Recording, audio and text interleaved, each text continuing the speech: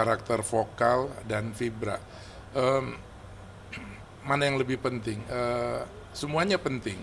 Tapi kalau kita melihat penyanyi di dunia, kalau itu jadi ukuran, atau penyanyi di Indonesia saja, supaya membandingkannya lebih mudah, siapa penyanyi di Indonesia yang menggunakan vibra banyak sekali dan dia populer?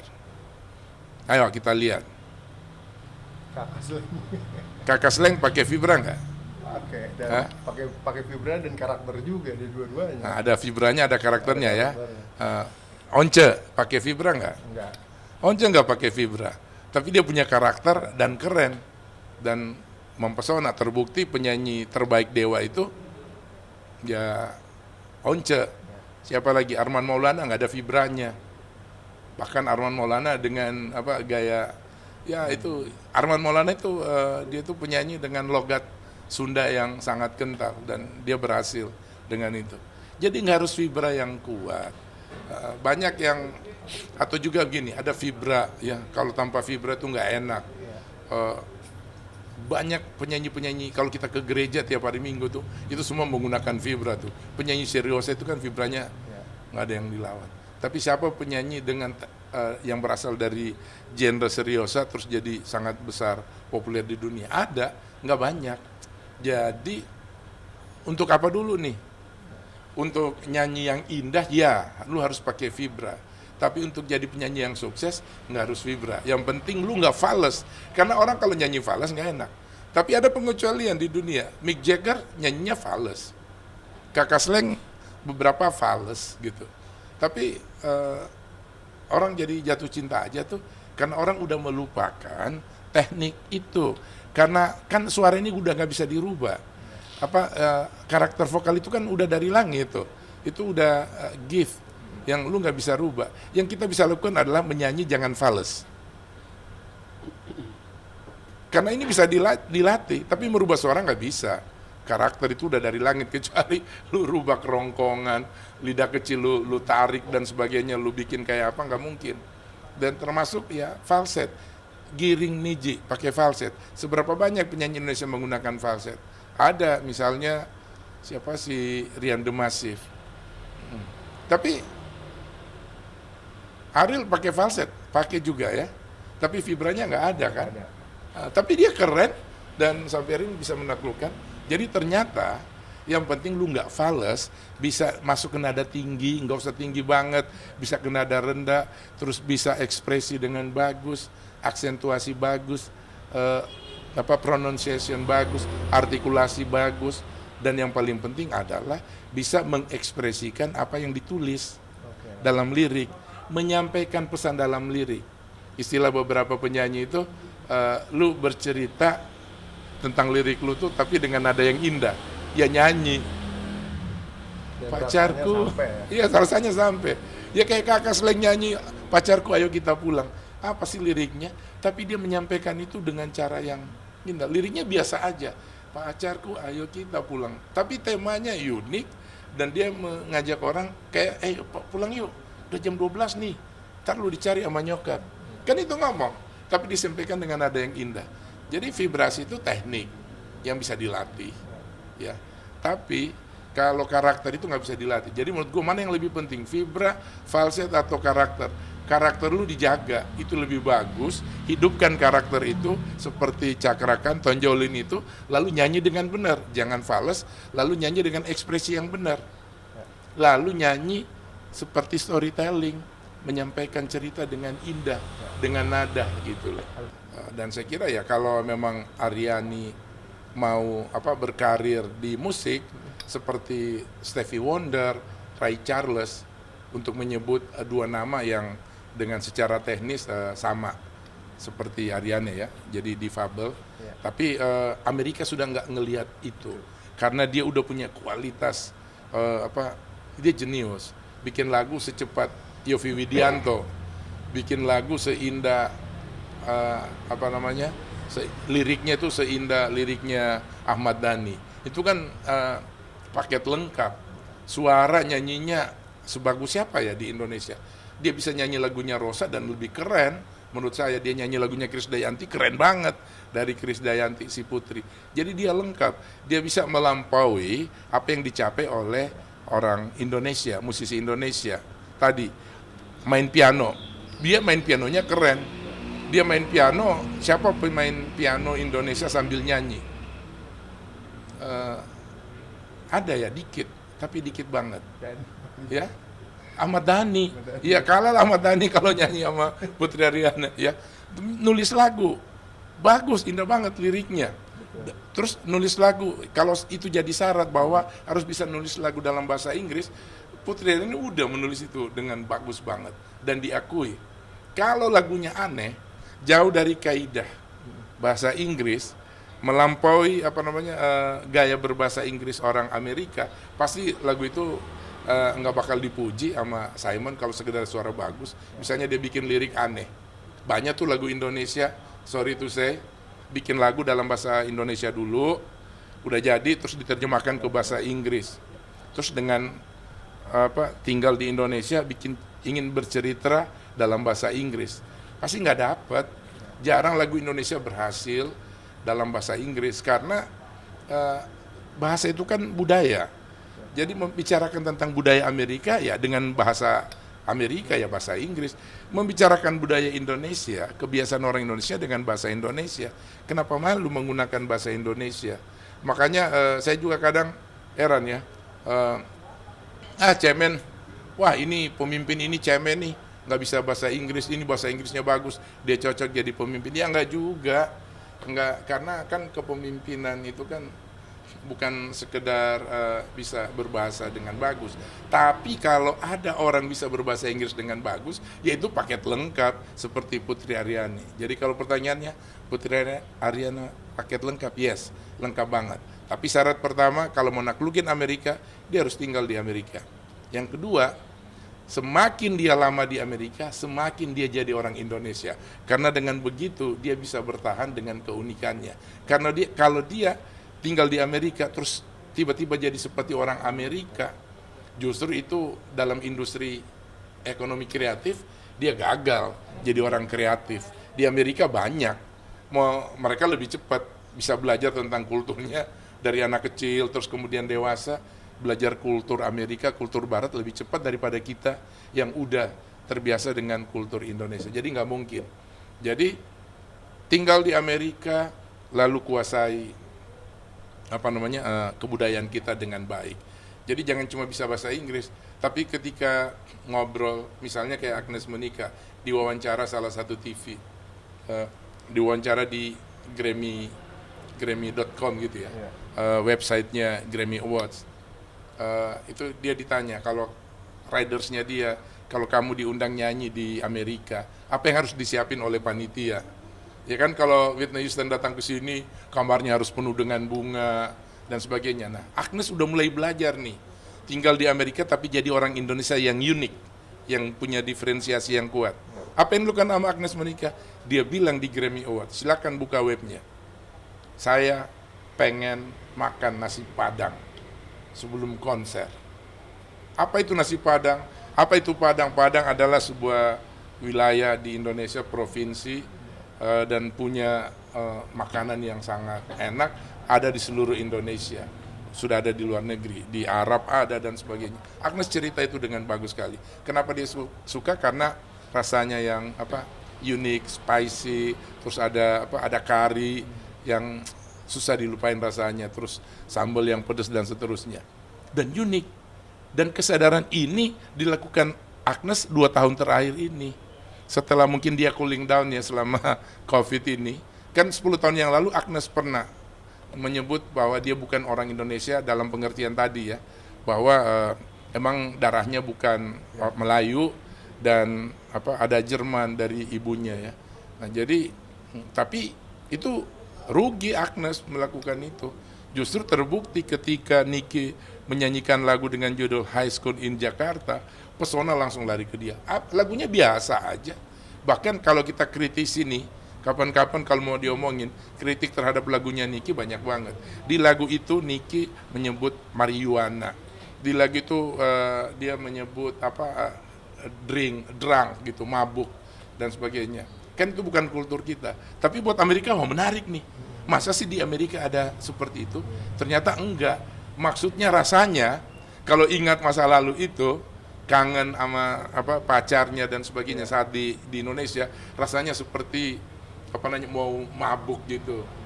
Mabuk cinta gitu, itu maksudnya. Tapi dengan frasa itu, dengan khas Amerika, dan dia berhasil. Kita di Indonesia, wartawan, teman-teman wartawan, gue juga wartawan, itu masih nulis terus postingan-postingan yang ada di internet nih, di media sosial. Wih keren ya Putri, ini habis keren ya. Wah suaranya gila keren, padahal dia difabel. Masih ada rasa, padahal lupain aja itu. Kita fokus omongin karyanya. Ini ada di dunia kreatif loh. Nggak ada kaitannya semua dengan yang lain. Dunia kreatif, ekonomi kreatif ini dunia yang punya kebebasannya sendiri. Bahwa dalam konteks agama kreativitas juga ada batasnya, yes. Tetapi ini yang dimaksudkan dengan hal-hal yang berkaitan dengan hal-hal yang negatif. Tapi kalau orang bersikap positif berdasarkan nilai agamanya, menggunakan hijab di Amerika, wow, terbukti American Got Talent nggak peduli dengan itu. Dia nggak peduli Putri Aryani difabel. Yang dia peduli Putri Aryani suaranya keren, nulis lagunya keren. Cepat, kita udah buktiin secara live. Itu hanya bisa dilakukan oleh orang-orang yang matang. Ya kalau contohnya di Indonesia ya kayak Yofi gitu. Tapi Putri Aryani udah melakukan itu. Jadi Amerika udah lupain itu soal fobia-fobia itu. Kalau ada yang lebih hebat dari American Got Talent acaranya, ini kan acara kompetisi. Sifatnya dunia, disaksikan dunia. Acara apa yang sehebat American Idol, penontonnya sebesar American Idol di dunia ini? Inggris, ayo kita lihat. Ini kota-kota industri musik nih. Kota industri musik dunia itu ya Amerika, Inggris, Prancis, mana lagi? Jepang, Korea, mana lagi? Kanada, mana lagi? Irlandia. Ini ada penyanyi-penyanyi yang sukses mendunia dari negara-negara ini. Dari negara lain enggak, artinya ada tapi enggak sebesar negara-negara yang saya sebutkan tadi. Negara-negara ini aman, enggak ada masalah, enggak apa. Nah, kalau kita bandingkan dengan American Got Talent itu adalah puncak dari kompetisi. American Idol itu puncak dari kompetisi gitu. Mas Budi seperti itu. Nah, kalau dunia kompetisi ya, katakanlah Indonesian Idol, kalau di Indonesia Got Talent gitu ya. Di Amerika juga terjadi, cepat naik, terus cepat hilang. Tapi kan ada Judika, jadi bukti. Setidaknya ada satu, ada Marion Jola. Masih bertahan hingga hari ini. Siapa lagi tuh yang bertahan? Beberapa nama memang hilang, seperti ditelan bumi. Tapi ada Judika menjadi contoh. Artinya, anak Indonesia yang mengikuti American Idol bisa belajar dengan kiprahnya Judika. Apa yang dilakukan oleh Judika? Kerja keras. Dia nggak pernah tergantung nyanyiin lagu orang. Begitu dia keluar, bikin album, langsung ada lagu sendiri. Itu sebetulnya syarat. Dan Amerika suka itu. Dan kalau kita baca semua berita tentang penyanyi baru di dunia, di Amerika, itu selalu ada single baru dinyanyikan oleh penyanyi, katakanlah Taylor Swift. Lagu ini sebetulnya dia udah tulis saat dia masih SMP, saat di SMA, terus di aransemen ulang. Di usia 13 tahun dia menulis lagu yang sekarang mendunia. Ini yang diulang-ulang terus. Jadi apa? Ada pengakuan bahwa bakat sejak muda itu lebih dihargai daripada atribut-atribut yang lain. Dalam industri musik, ekonomi kreatif, nggak ada tuh fobia-fobiaan si ini dari negara ini dan sebagainya. Kalau lu berhasil sukses aja. Contoh, siapa yang nggak kenal pemain bassnya Dream Theater? Bukan orang Amerika, eksis. Gitarisnya Dragon Force, bukan orang Amerika, sampai hari ini masih eksis. Apakah banyak? Nggak banyak, tapi ada. Dan itu menunjukkan bahwa bisa. Selama kita bisa bekerja seperti mereka. Bagaimana caranya? Belajarlah dari Judika, belajar dari Marion Jola, belajar dari dari Lyodra dan sebagainya yang hari ini masih eksis, yang menurut saya bakal panjang anak-anak ini. Apa buktinya bahwa Amerika sedang, kalau kemarin American Dream Sekarang yang dilakukan oleh Amerika, ini kita selalu kalah langkah dengan Amerika. Yang mereka lakukan ini adalah bukan American Dreams lagi. World Dreams.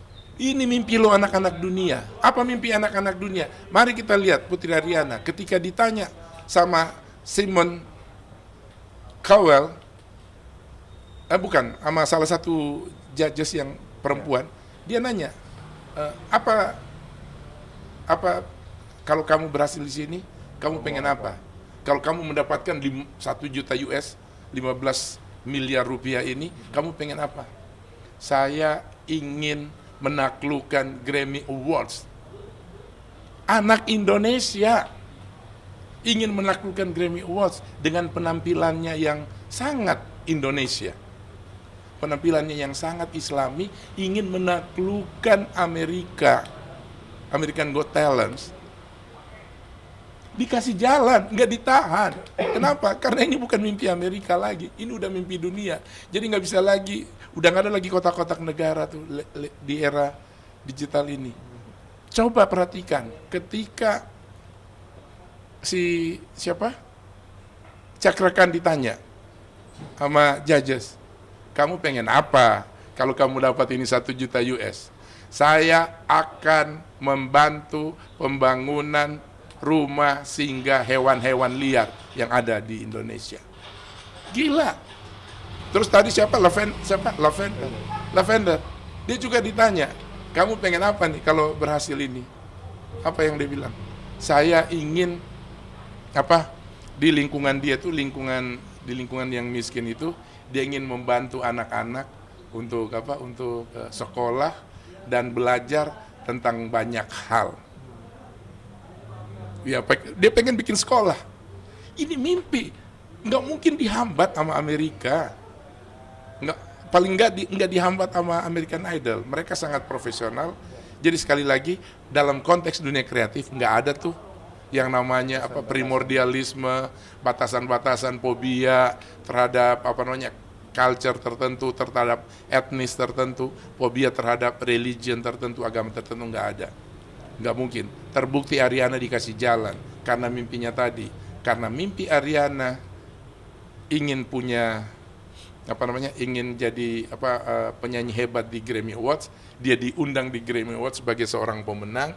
Itu mimpinya. Mimpi Cakra Khan dapat 4 standing applause juga karena dia ingin membangun rumah hewan, rumah singgah hewan yang terlantar paling enggak di kampung halamannya di Bandung. Dan dalam wawancara dia udah pernah cerita ke saya, dan udah ribuan yang dibantu sama dia, hewan-hewan liar yang terlantar itu.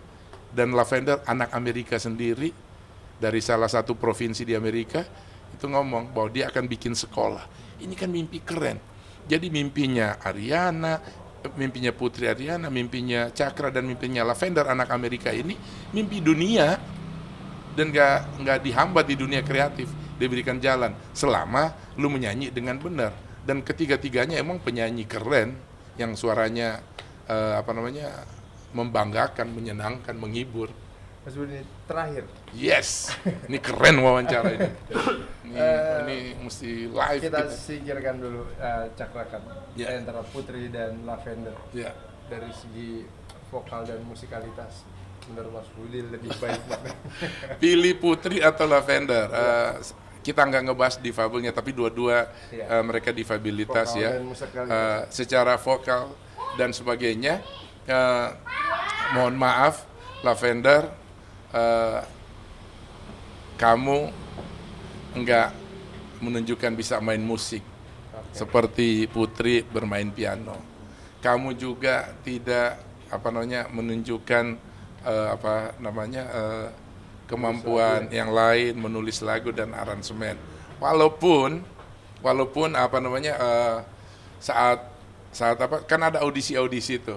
Saat audisi itu Lavender melakukan itu, nyanyi lagu ciptaannya, tapi ketika di dalam kompetisi ini ya dia nyanyi juga ciptaannya, tetapi pada puncaknya kalau dibandingkan dengan Putri jauh lebih menarik. Sekarang kita lihat berapa jumlah penonton Putri dengan penonton Lavender dalam konteks American Got Talent. Itu saja sudah membuktikan. Itu membuktikan.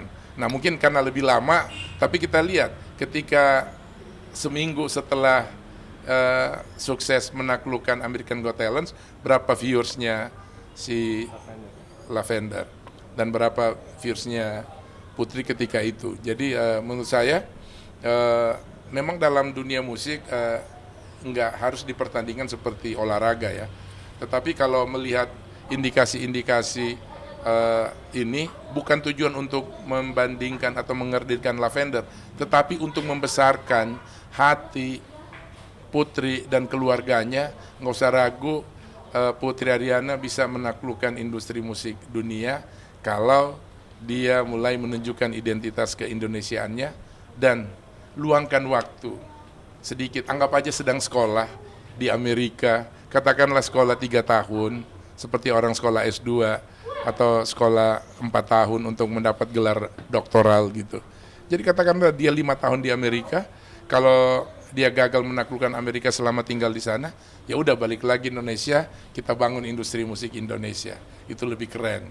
Tapi kalau punya mimpi mau ada di Grammy Awards, ya udah, berarti jangan jauh-jauh dari lingkup itu supaya bisa cepat belajar. Karena dengan belajar di Indonesia, di lingkungan kecilnya aja, dia bisa menulis lagu seindah penulis lagu lainnya. Bayangkan kalau dia ada di lingkungan yang lebih bagus.